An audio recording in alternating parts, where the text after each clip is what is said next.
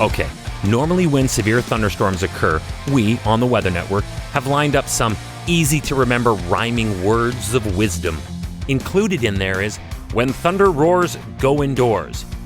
And in the event of flooded roads, turn around and don't drown. Hi, I'm Chris May, writer, producer, and host of This Day in Weather History, now in its second year from the Weather Network in Canada.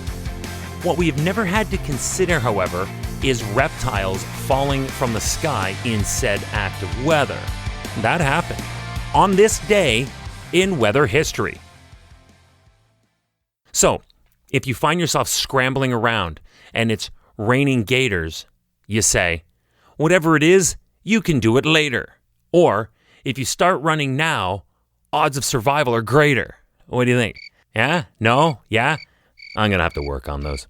However, on July 2nd, 1843, residents came face to teeth with an alligator in Charleston, South Carolina, while standing on the corner of Wentworth and Anson Streets, near what is known as the French Quarter. It's still there. And if you know South Carolina at all, then you know that they know heat and they know humidity in July. So if you know weather and meteorology, you know that equates every time to powerful and violent thunderstorms, hurricanes, waterspouts, and tornadoes. Again, like most stories of that time, information is limited. But this one was different, obviously. At the local Charleston Mercury newspaper, editor H.L. Pinckney broke the story.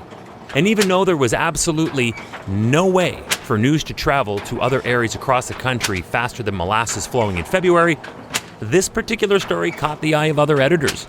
And Pinckney's article was republished in the New Orleans Times and the New York Evening Post the following week. For that time, that's pretty impressive. And it just goes to show you that even 2 centuries ago, the news media would publish anything that attracted eyes or clicks, regardless of how it actually affected their respective local populations. Welcome to year 2 of this podcast. Right now, you're listening to the full version of today's story on your favorite podcast provider. But there's also the daily podcast video short. They're shot right here in my podcast recording studio, so you get that perspective. And oftentimes, they will include visuals from that day's event, from when it happened, in weather history. So after listening to the full story, go check out the podcast video short on television or online anytime at theweathernetwork.com/weather history. The article described a strong thunderstorm that developed on a very hot July Sunday.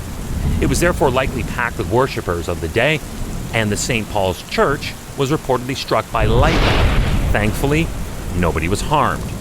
But this is where it got frighteningly weird. A full-size alligator appeared after the storm had cleared.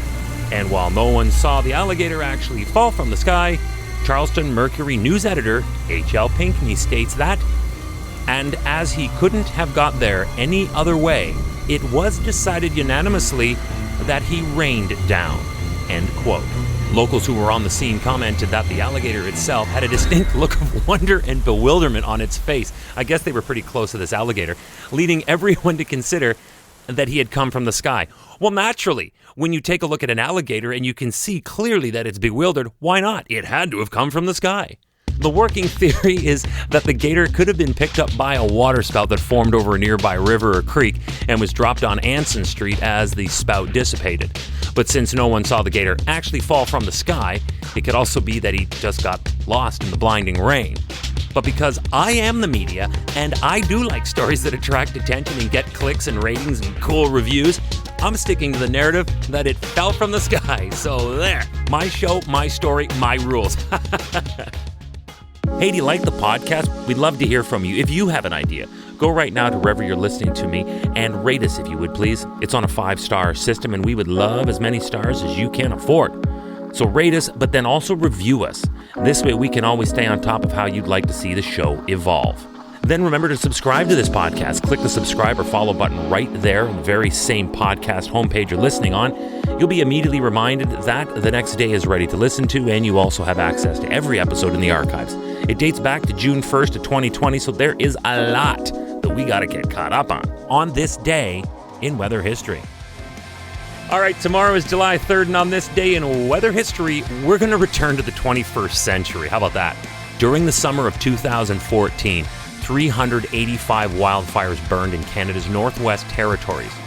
What makes that noteworthy is that it was almost 60% more than their average. So what happened, or didn't happen in the weather for that to occur? We're going to find out tomorrow on this day in weather history with me, your host, Chris May.